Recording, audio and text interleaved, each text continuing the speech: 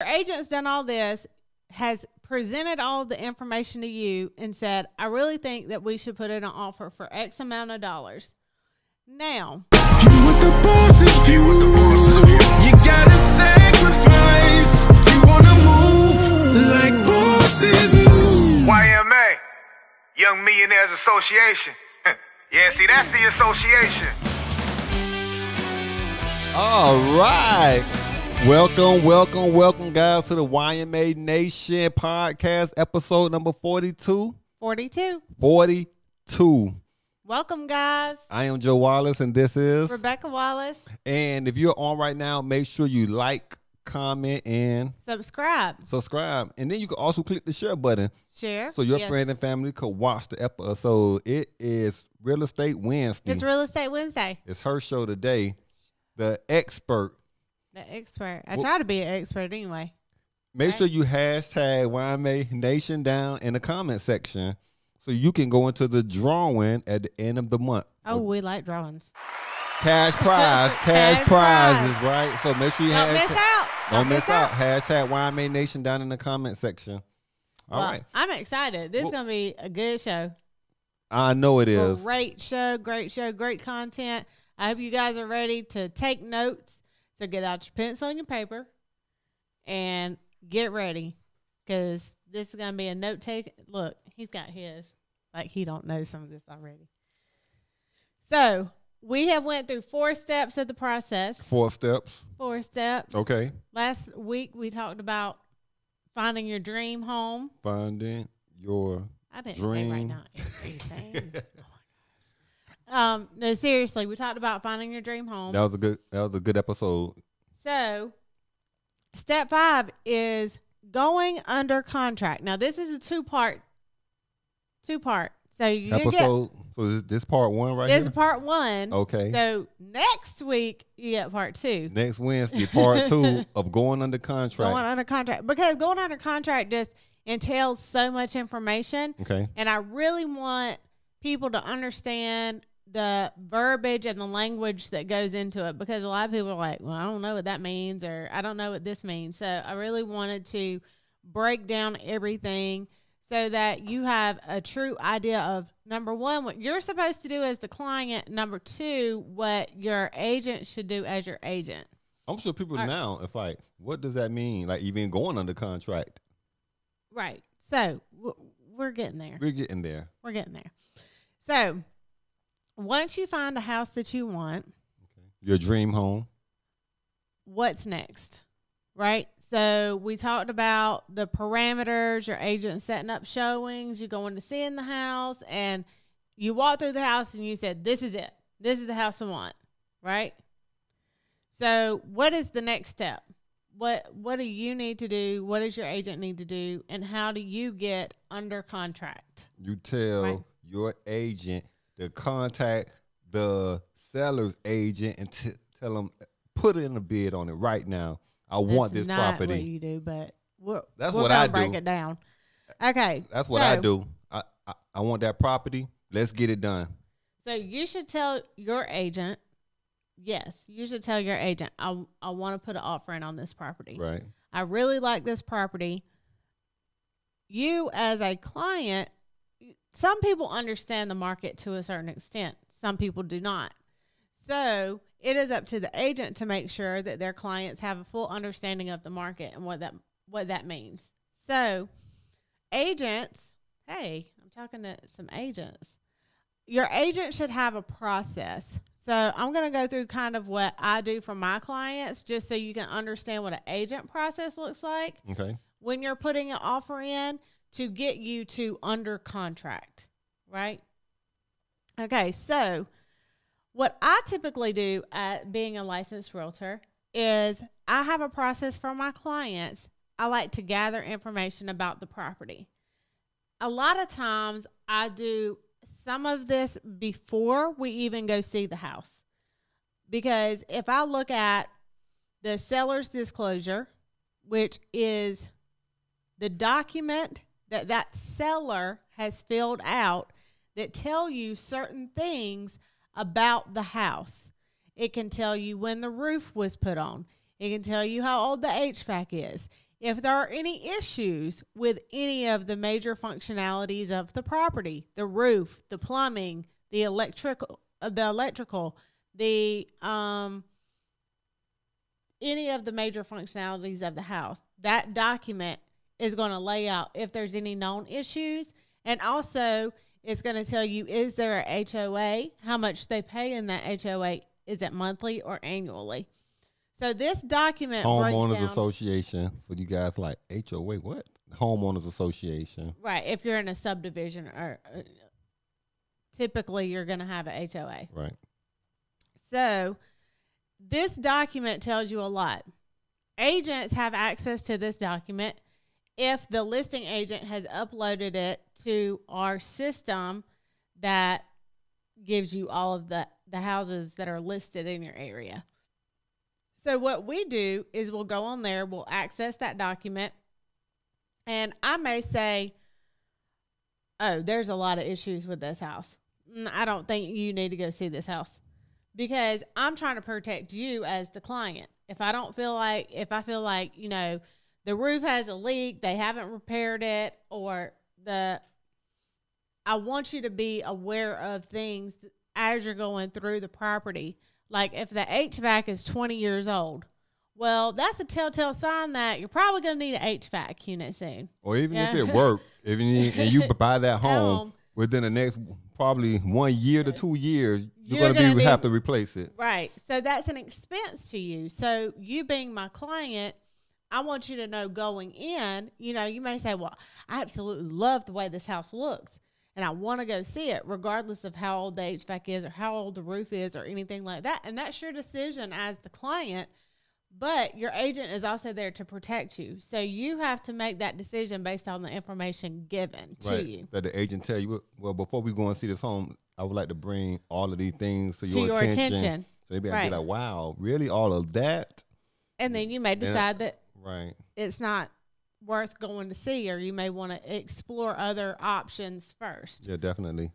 So any other documents about the property? So we talked a little bit about the HOA. Well, typically a HOA is going to have covenants or restrictions of what that HOA allows, what they do not allow. And you reading that document, or your agent reading that document and saying, you know, I really think you need to take a look at this first, because if you want to paint your house purple, but the HOA isn't going to allow you to paint your house purple. I'm just using like a... Sometimes don't be painting your house.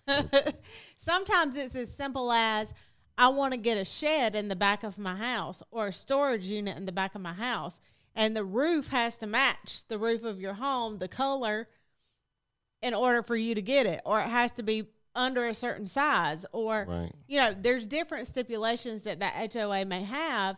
And when you close on that house and you sign that HOA agreement, you're agreeing to not doing those things to your home. Right. So like some have, you can only put up a wooden fence, or your fence can only be this color. You know, there's crazy stipulations out there. I've read in like the blogs where they tell you like you can't park your car on the street, road. Right? Like, yeah.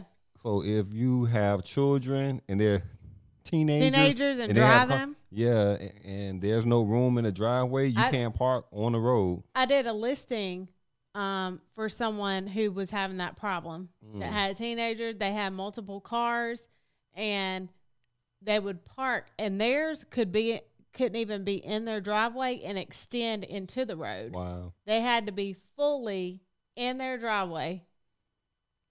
So it's out there. So you want to do your research, basically. That's what I'm boiling down to. But I do want you to understand everything, because there's a lot to go into when you're deciding, I do definitely want to put an offer in on this property. Yeah, because some people stay in their houses for 15, 20 years. So that's 15, 20 years that you're there. And if there's a problem, you have to deal with that for that duration of time. So let's say you go through all of that. Your agent goes through all of that. We're going to get to another important part. So another thing that I like to do is reach out to the listing agent and say, hey, how many showings have you had on the property? Do you have any active offers? Like, have any other people shown interest in the property and put an offer in on the property. And that way I kind of know, you know, when we're going in, are we going into a multiple offer situation, meaning there are multiple buyers that want this one house, or are we alone and they just have our offer to look at, which gives you a better chance to negotiate some things out. So it's a negotiation strategy. I would think the agent would be like, yeah, I got 3 offers on the table right now. Code of ethics. Yeah, code of ethics, but you know, everybody don't follow code of ethics. I'm just saying they should, but I'm sure there's people out there that be like, yeah, I got like a ton of offers right now, and then you like, you go back and tell your client, hey, they got a ton of offers on the table, and like, oh man.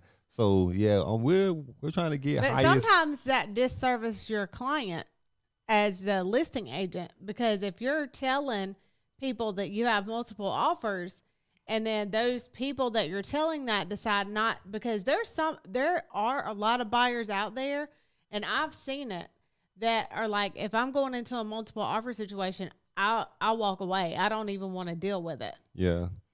So you're doing a disservice to your client as the listing agent by doing that, because now your potential offer you could have had has now walked away because they think you're in a multiple offer situation. We deal with that the house in Greer, and like I'm not about to be going into like a bid and war. Yeah, they can have that home. Yep. It's not meant for us then.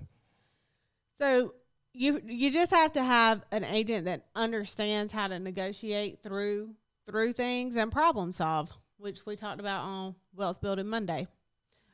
So another important thing that I like to do is CMA. What's a CMA? Well, the first thing I would think like cover your, but no, that's CY. Okay, no. Tell everyone what a CMA is, because I can read it. Comparative market analysis. A comparative market analysis. A comparative so we're going to define market analysis. Y'all ready? Definition. This is an estimate of a home's value based on recently sold similar properties in the immediate area. So what a buyer agent It's a comp. It's a comp. Yeah.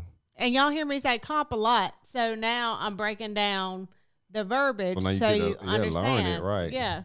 I told y'all take notes. Yeah. Yeah. Especially if you're trying to become a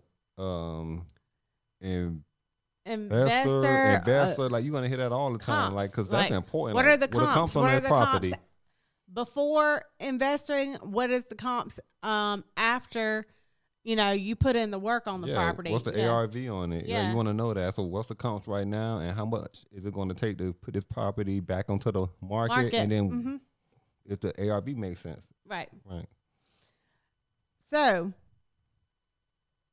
listing agents typically create these reports to help sellers list their house. So if I'm listing a property, I'm going to do a comps analysis and say, based on the comps, I think that you should list your property at this amount. However, a seller always thinks that their value of their home is worth X amount of dollars. So sometimes you have to kind of negotiate and understand, if this is what the comps are saying, then when an appraiser comes appraise it and they pull these same houses, then they're probably going to get around this number. So you can list it at whatever you want to list it at, but if an appraiser appraises it at a certain value and the person buying it is getting a loan, then the bank isn't going to loan over what the value of the home is. Right. So, and what was crazy is when I was reading this, it says less commonly to help buyers make competitive offers. I was like, less commonly. So I don't know if it's just more commonly. More commonly. Because as a buyer's agent, sometimes, I do both. I want to know that when I'm put this offer in, that it's going to make sense, meaning they don't have the listing overpriced. Right. So I'll give you an example. Me and my admin, Leanna, we were talking about. We were talking about. She was talking about in her neighborhood, there's 2 houses that went on the market. One of them was listed at $320,000.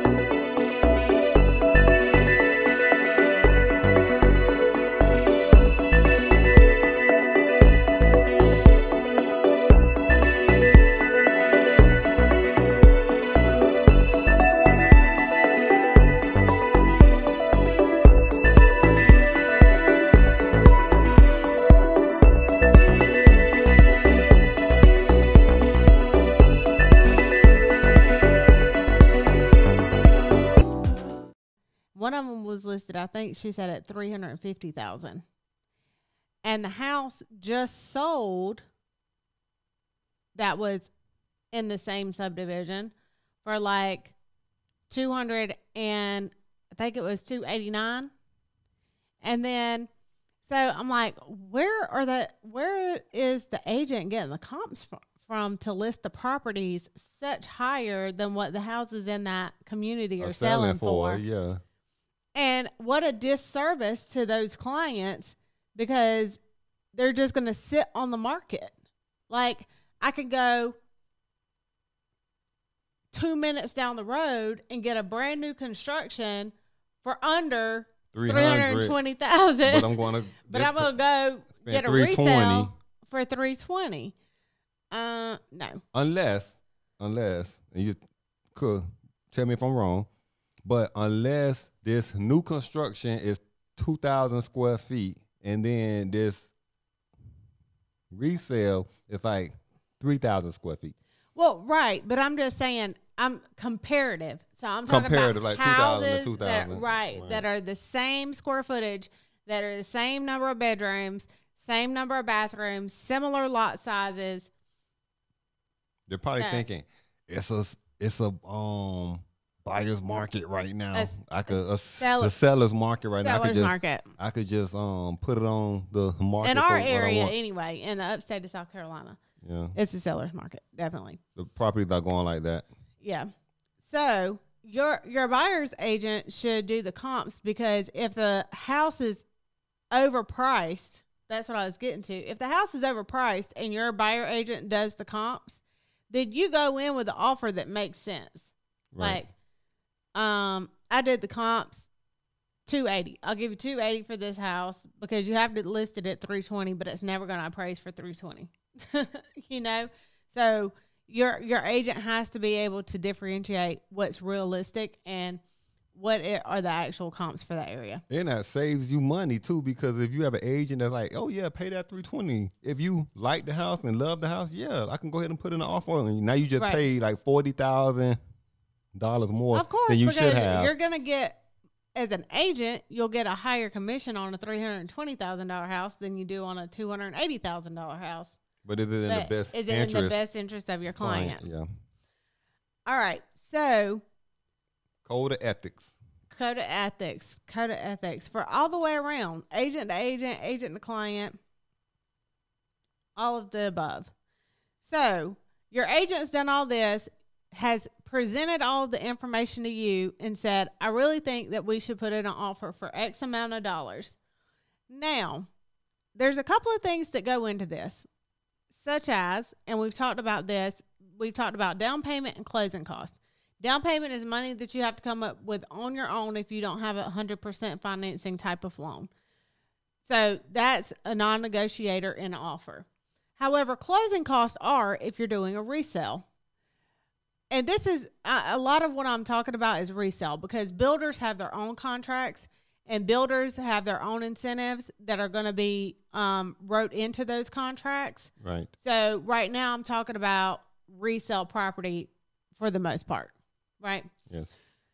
So you can ask for closing costs in your offer. So based on what your cash funds are that you have available, and based on, you know, what you're looking to spend out of those cash funds, because you don't want to deplete all your money buying the house, because you may need things for the house like furniture and things once you close. You want to say to your agent, well, or your agent should know based on your financial analysis that you're going to need some help in closing costs. Now, that can be done a couple of ways. If you're the only offer going into, you know, you're the only person offering on this house, then you have a little more wiggle room when you're asking for closing costs. Some people, you know, I've gotten all their closing costs paid by the seller going in a full price offer, or even a little bit lower. Right. But you don't want to completely just lowball them. It has to make sense. So if you feel like it's going to appraise and you give them a solid offer and you ask for all the closing costs, then it's fair for both parties. Right. Now, if you feel like that they have it on the market at a really good price and you think it may appraise for a little bit more, then you can ask the seller to pay a little bit less of closing cost, and then you're able to roll some closing cost into your loan, which is another story for a different day. Just some strategies, right? So your agent has to determine based off what the lender's telling them and what you're telling them about your financials and what you have. And the lender can also say, well, the closing cost is approximately going to be about this much. So your agent knows what to ask for in closing costs. And then you say, well, do I want to ask them to for a warranty added in? Right. Do I want the seller to pay for a warranty? What are my contingencies that I would like in this offer? Do I want it contingent on an appraisal, contingent on a home inspection, contingent on a termite inspection? I know what that means, but can you explain to them what contingent means?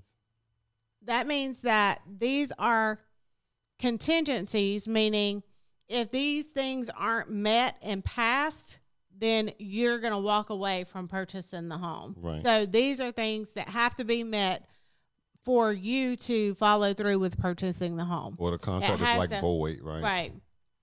Now, the home inspection is a little bit, we'll get into that. But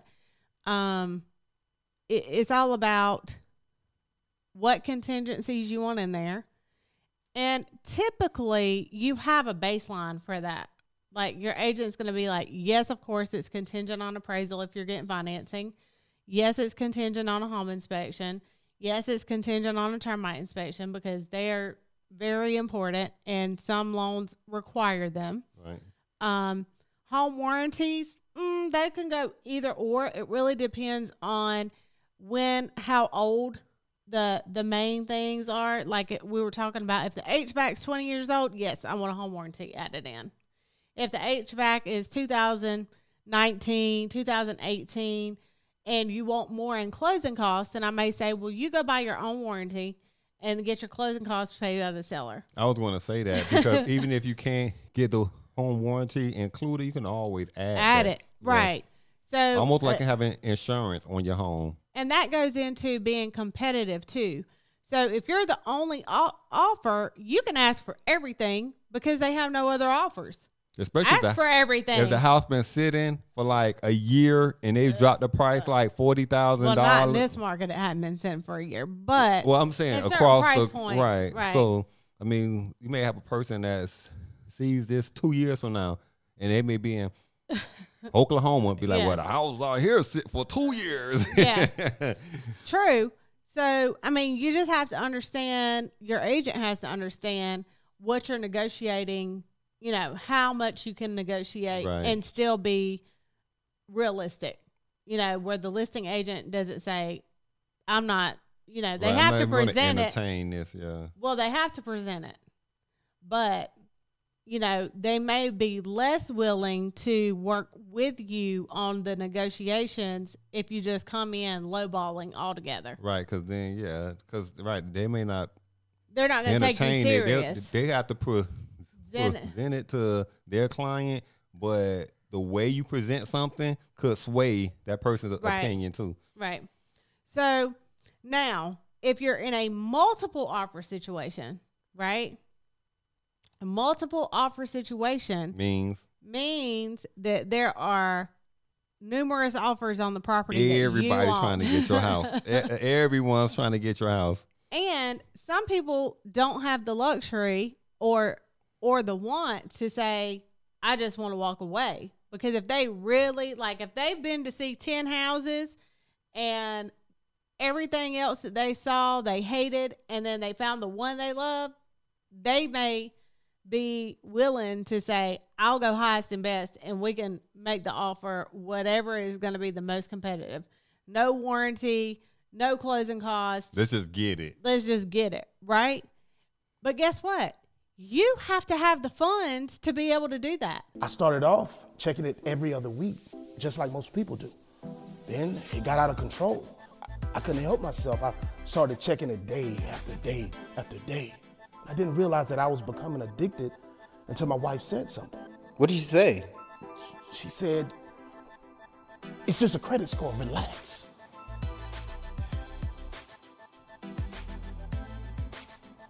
Are you checking your credit score? Huh? Hold on.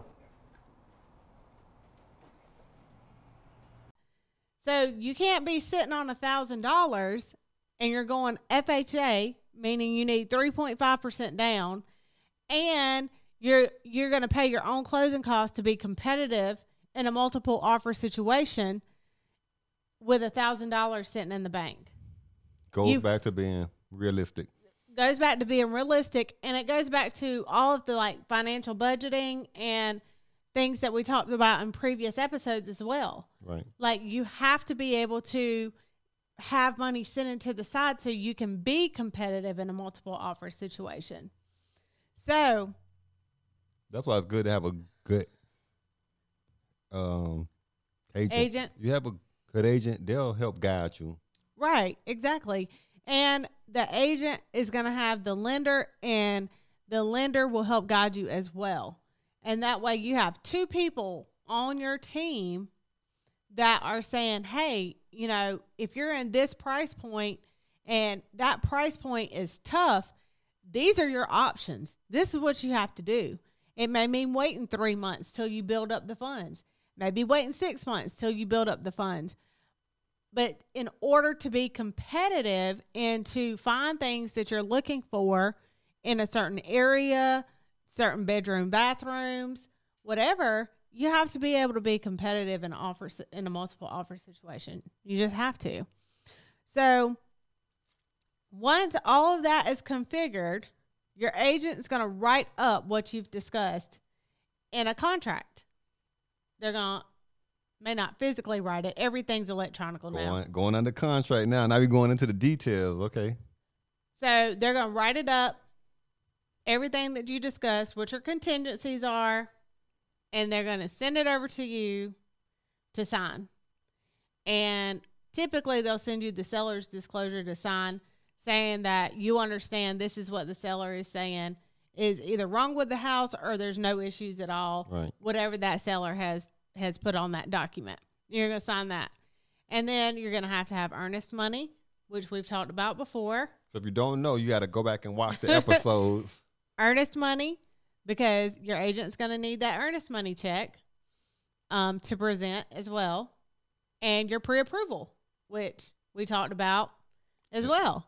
You know, you're going to need your pre-approval, because trust and believe, if you're in a multiple offer situation, your offer is not going to get looked at without them knowing that you are pre-approved for a loan.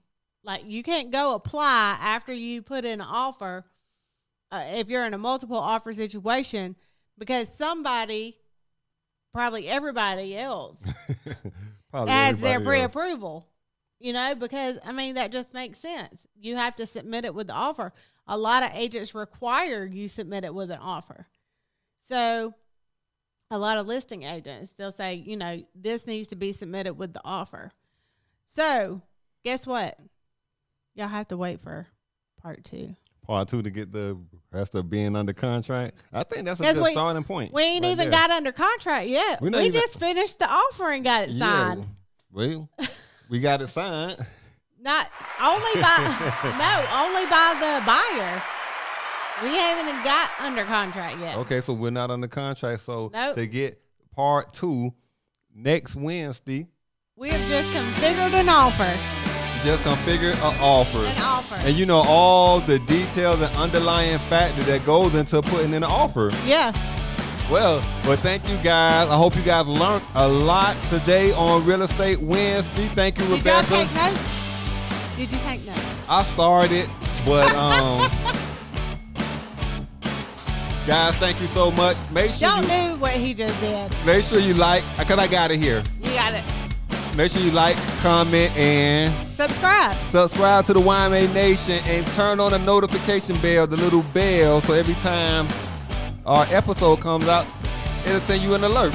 And if you have any questions, real estate, you can call 864-249-1437, the Pyramid Group with Keller Williams, and we'll be more than happy to help you. It doesn't matter what state you're in. What's the number again? 864-249-1437. We'll see you guys on Friday for Friday football. Friday football.